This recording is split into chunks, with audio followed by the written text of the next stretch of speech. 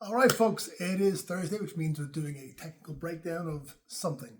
So today's Tech Thursday, we're going to talk a little bit about plantar fasciitis, which has come up 3 times this week in different conversations with people. I have had a lot of clients in the past who've had plantar fasciitis for 15, 20 years, and we can typically get some relief, like some complete relief, same day, and pattern that to be gone permanently.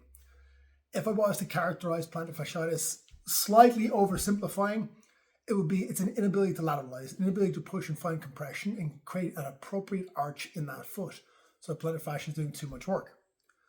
What that's going to look like for most people is when we see a left side of plantar fasciitis is that they can't quite get their weight over that left side. If you watch a video of them walking or see them walk, the center of mass, the sphenoid bones, sternum and sacrum won't line up over the foot as they walk. The foot will tend to swing out. They will tend to have a low arch on that side. Not always, but more frequently. So what we have to do is we have to teach them how to find a left heel, and I'm going to show you guys why that's the case in a moment. And we have to teach them how to push off the right side. So it's typically going to involve some compressive stuff for the rib cage to get the ribs down. As we get those ribs down, it's going to allow us to have better hip position. Again, I'll get to that in a moment. This is not going to be super long or super technical, guys, because this video is not going to solve your problems. It's just going to give some context as to why we would approach it a certain way. So, if you're not a foot person, if they gross you out, look away now. So, a lot of people have issues with how they put their feet on the ground in the first place and how they experience gravity. So you guys can see right here, when I have my weight on my outside heel, not on my pinky toe, right? Like it's touching the floor everywhere else, but my weight is primarily distributed through my outside heel. If you watch any of my technique videos, you'll hear me talk about this a lot. Reason being, when my weight's on my outside heel and I'm not lifting up the inside border, I have an arch that's going to be relatively healthy and typically pain-free fascia, so long as I can drop and collapse that arch when I roll to the inside or push off. And for most athletes, that's going to be when I'm driving to my left side, my right arch should collapse a little bit and flatten down. So you guys can see, hopefully, when I roll this way, the arch drops a little bit, and as I have my weight out on the outside heel, it comes up nice and high into a healthy arch. Flat feet are not permanent things. That is an inability to appropriately find load in the outside heel. Why we really care about that?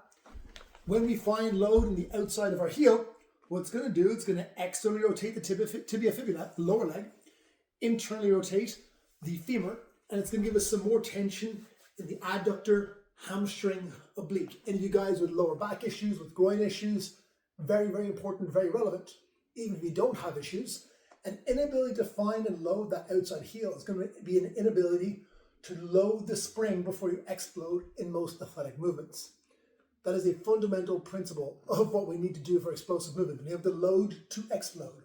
If we don't find that outside heel movement, it's very difficult to actually preserve and transfer the force in athletic activity.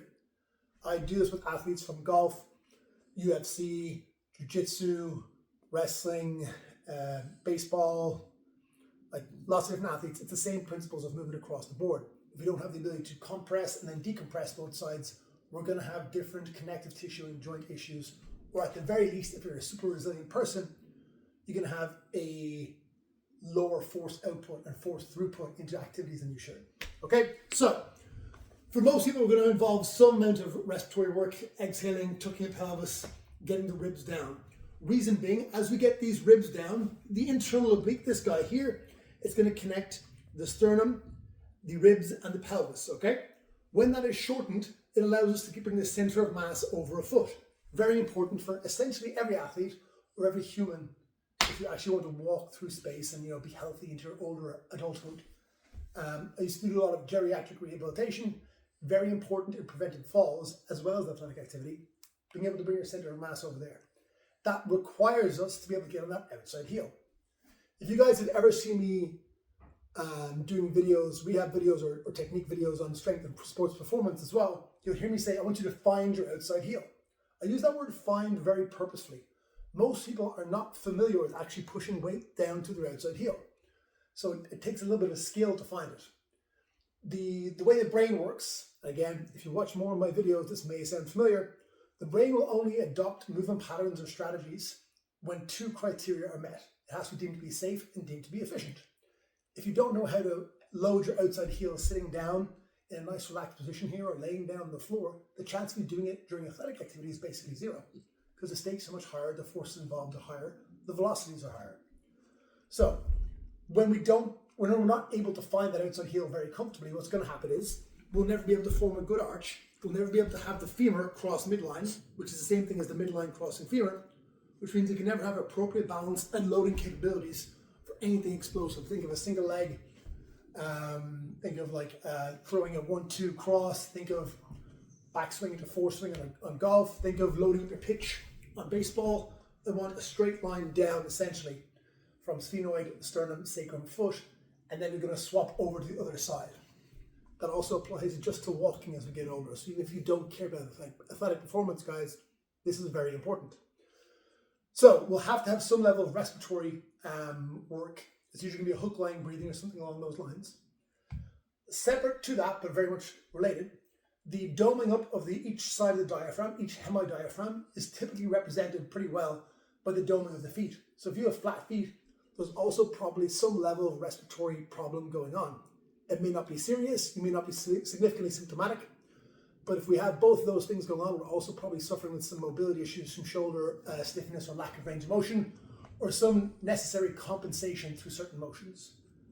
Beyond the scope of today, but that is not necessarily a disaster. It's fixable, treatable really, really easily without months and months and months and months and months of ridiculous stretching and nonsense mobility work. So what we would do typically is respiratory work. Then we're going to find some way to shift the center of mass towards the left side. Then usually find something that's going to give us compression. You guys can see here, ribs and hips are coming towards one another. This left hip in this position is coming higher. Right hip is going lower, and this is getting longer. For most people, I'll start them in a supine position on their back or a sideline position where they're doing some level of hip shift. Once they've got that, we need decompressive force happening on the right side, because if we imagine the pelvis, the thorax, and the cranium are essentially meat balloons, they are pressurized systems. If I compress one side, I need decompression on the other. If you guys imagine I have a balloon, I squeeze one side. If the other side doesn't also expand, I've got a problem. We may have injury, we may have misappropriation of force into connective tissue, bones, joints, etc.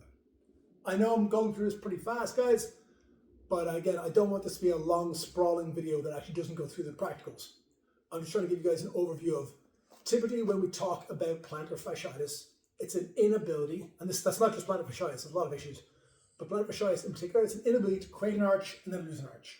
Create an arch, lose an arch, which is the same thing as the inability to bear weight appropriately with a proper compressive pattern that is appropriate for a standing human being, and then push off of that side. If you're a normal human being, we are better at standing on the right side and pushing off of the left. That's why every single person in the Winter Olympics to land a triple axel has taken off left, landed right. It's why people, when they do downhill skiing, they fall when they turn left more often, because they can't bring the center of mass over that left leg. We are inherently better at right-sided things because we have a liver that sits to the right and is quite heavy. We have an extra lobe to the lung on the right side. The attachments of the diaphragm on the right side are 2-3 ribs higher than they are on the left. We have a thicker central tendon to the diaphragm on the right. The brain senses the right side twice as much as the left, because the left and right cortices of the brain sense the right side of the body. The left side of the body is only sensed by the right cortex of the brain, which is why we have disparate outcomes when people have different side brain strokes. One side they become hemiplegic, one side they don't. It's also why we have 90% of people who are right-handed. We even unfold right diaphragm first in embryogenesis. And there's more than that. We could go further into that. With peripheral vision tends to be right side dominant. We use the left side for distance. Imagine, think of blind around here. We're going to want to go right. So there's a lot of small factors in here that make us less likely to be good at driving weight on this left side.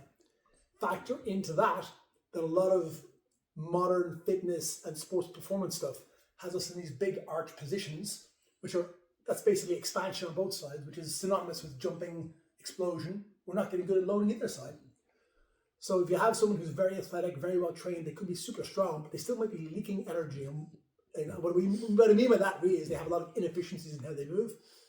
That it may be a better use of their time and energy from an athletic perspective or a long-term health perspective to shore up these biomechanical issues and then learn how to load them appropriately and then get stronger that way. Anyway, that's a kind of TLDR on plantar fasciitis. It is an inability to push, create an arch, lose an arch, create an arch, lose an arch, alternating on both sides. If you have that, shoot me a message.